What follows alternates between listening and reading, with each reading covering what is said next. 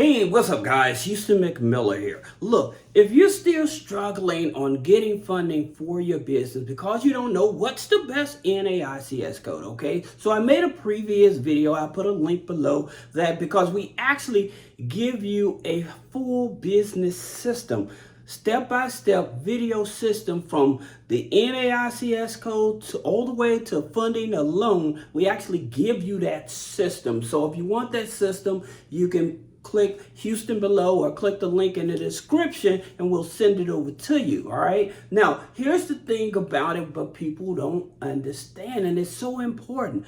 Your NAICS code can make or break you. All right. That's the reality of it. All right. And for most people, unfortunately, when they go to their CPAs and their attorneys and things of that nature, and they say, I want to start a business, they ask them about the structure of the business or the name of the business, but they do not ask them about the industry of the business. So they're not concerned about that. That's the reason I tell you guys, you have to go to people that are specialized in business credit in order to understand it. So that's the reason I always tell you guys, hit me up, schedule one-on-one. I will tell you what's up. All right. That being said, understanding why this 6-digit number is so dangerous to your business. Well, here's the thing about it. This 6-digit number, again, can either stop you from opening a bank account. It will stop you at the door with the wrong NAICS code, okay? Just from even opening up the bank, all right? And we're going to talk about those, and then we're going to talk about the most valuable NAICS codes that can help you get funding. But better yet, let's talk about some of the most valuable ones first, all right? And then we'll talk about the worst ones. So you may be in that situation, but we're going to talk about some of the valuable ones, and then we'll just go back and forth so that way you understand, all right? So here, let's just say that you are in the car industry. Say that you are a mechanic and stuff like that. All right. So in terms of that, that's a low risk. And so the thing about it, you want to look for general auto repair. Okay. So with general auto repair, it's going to cover pretty much everything that you do to a car, all right? From fixing a tire to replacing a windshield, it's going to do all of those things for you, all right? So if you're in the auto industry, then this is where you want to go. Now, if you are in the medical industry, say that you want to start your own healthcare services, right? So your own home healthcare services. This is a very good, and they will give you money for this.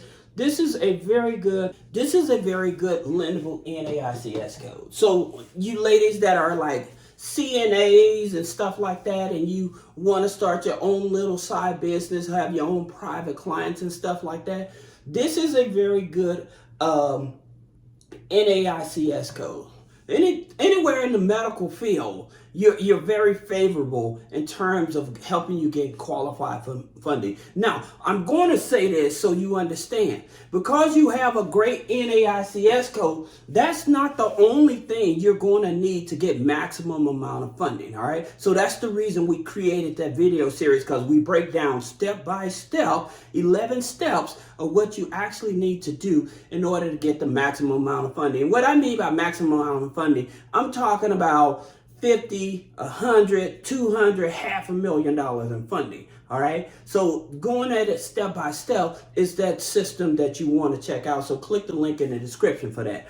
Going back to what I'm saying about the medical field. Anybody in the medical field that has some kind of certification, some kind of license, all right, it's very easy to get funding for those. All right. So that's a low risk NAICS code. All right. And so another one is you're in the car wash business, all right? So you're in the auto detail, all right? This here, again, is a low-risk type of business, right? So because here's how they think about it. Is this a service that people need, okay? Is it a necessity, all right? So just think of it that way. Is it a necessity? Is it something that they need? This is how they determine most of the time about their NAICS codes, all right? Now, that being said, right, people may decide they want to go into trucking, all right, or transportation.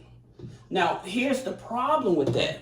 Many truckers end up going bankrupt. Usually, if they're owner operators, usually they may make it the first year, but usually 2 or 3 years down the line, sometimes they go bankrupt because of fuel prices are fluctuating, tire prices fluctuate, load prices. So you have all these variables when you're a trucker that fluctuate in terms of your profitability, right? And because of that, then you don't know that you have this truck payment and you can't make the truck payment because you can't get the load because your engine may have blown out or you can't replace tires. So you have all these variables when it comes to the transportation and the trucking industry, right? So especially as a OTR, over the road, okay? So when you're an OTR, over the road, when you're over the road type of trucker, long haul trucking and stuff like that, you're at the highest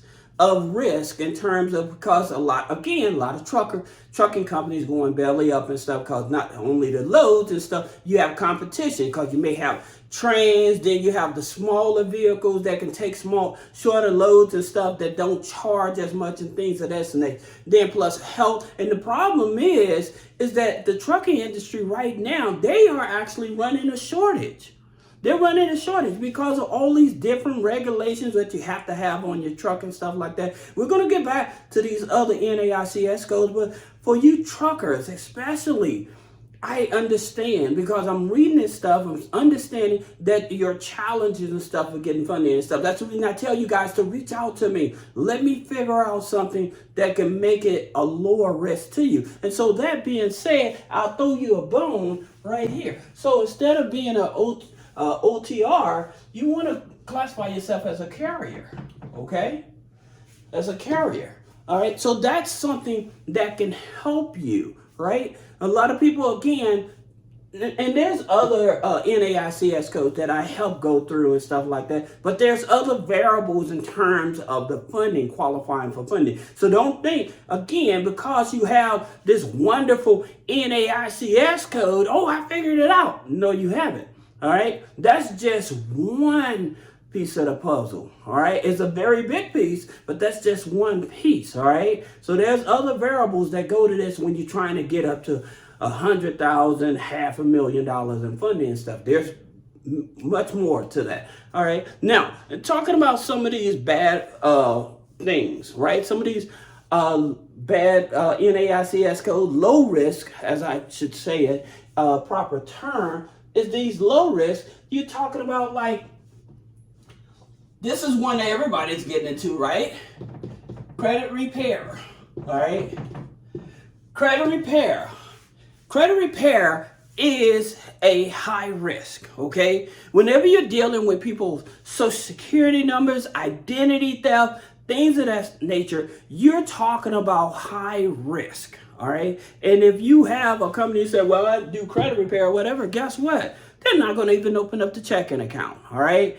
That's the thing about it. So being able to say, well, how can I position myself at what I do for business services that they won't put me at a high risk? All right. And so I'm going to help you out with that. And so one of the things that will help you out with that would like be a document prep. Okay. So instead of being a credit repair, you're like a document preparation type of company or whatever. Now, here's the thing about it. A lot of regulations, CFPB is coming after credit repair companies, all right? And the reason is because the bigger credit repair company, they created these automated things where you can come in and you can buy into the company, then you use their software and say that you're a credit repair company, right? So then because you are sharing your information with a third-party company without that client's permission, not having that documentation, now it's going to make you liable just as well as this company liable. All right. So that's the reason I tell people, like, in reference to credit repair, we do not do credit repair. All right. What we do analyzing with your permission, we analyze the documents, and then we will write the letters and we provide you with those documentations so that you yourself can send this stuff off to the credit bureaus for challenges and stuff like that. But we do not do credit repair, okay? So we don't have systems that do credit repair. We prepare all the documents and we provide those documents to you, the individual. So if you need help with that, yes, we can do that, all right? And I've been in this industry over 2 decades. That's a long time. So I know what I'm doing, right? As well as my team. And we have an attorney that we have access to as well, all right? So that you know. Now, here's another thing, again, being one of the things that are triggering people. Now, say that you are MLM, multi-level marketing. Now, the reason they see multi-level marketing as a high risk is because you're not actually supposedly selling a product, all right? You are actually encouraging people to come in at a fee, and you make a fee off of them, whether they sell a product or not. So that's the reason they say this is not a business, right? But one of the key elements is in terms of if you are an MLM, then you are in the marketing business, right? So you're a marketing business, you're a marketing agency, all right? You're not in the MLM, right? So that's the reason why I tell people, like, they're talking to all these people, oh, do this and do that, but they don't understand the concept of how all this factors in, especially when you're trying to get funding, all right? Now, here's something I want you all to know when you're setting up your companies, all right? If you need help setting up your company, click the link below, schedule a one-on-one consultation, but here's something that you need to know. When you set up your company, you do not want to say you're self-employed, okay? You do not want this. You do not want to tell them that you're a self-employed, all right? You do not want to say you're the CEO, okay? You do not want to say you're the president, all right? You could, but if you're trying to get to the money and so it won't scrutinize you and stuff like that, the thing that you want to do, you want to say that you are the manager, okay? So if this is helping you all, guys, give me a comment below. Let me know if I'm doing a good job, if this is actually helping you. But like letting them know that, hey, I'm the manager of the company, all right? And in terms of like pay stubs, this is something else.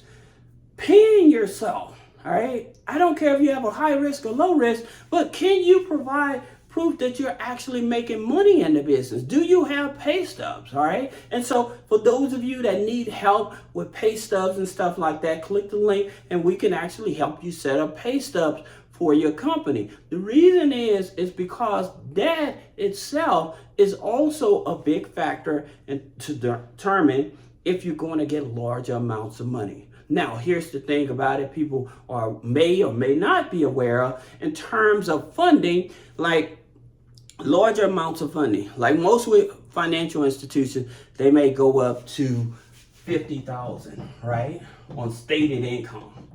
All right, so up to $50,000. Now, there's some institutions, they may go only up to $25K before they want it. All right. Now, I tell you what happened to me. All right, and this is crazy.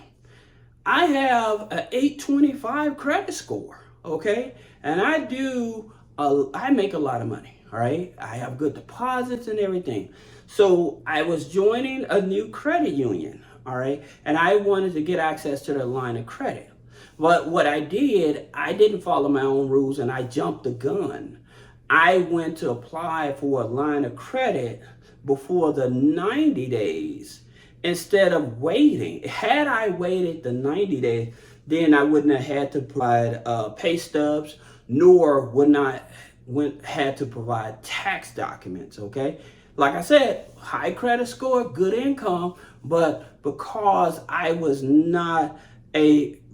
had not had a complete relationship with them for at least 90 days, this is what slowed down the process. They finally did give me the capital I wanted, but at the same time, had I waited the 90 days and just continued on with my deposits and stuff like that, I would have got a lot more money. All right. So that's something you need to keep in mind. All right. But again, for those of you that actually want the video series, and so you can learn step by step how to get access to funding, large amounts of funding and stuff, click the link in the description, schedule a one-on-one consultation, and I'll see you in the next video.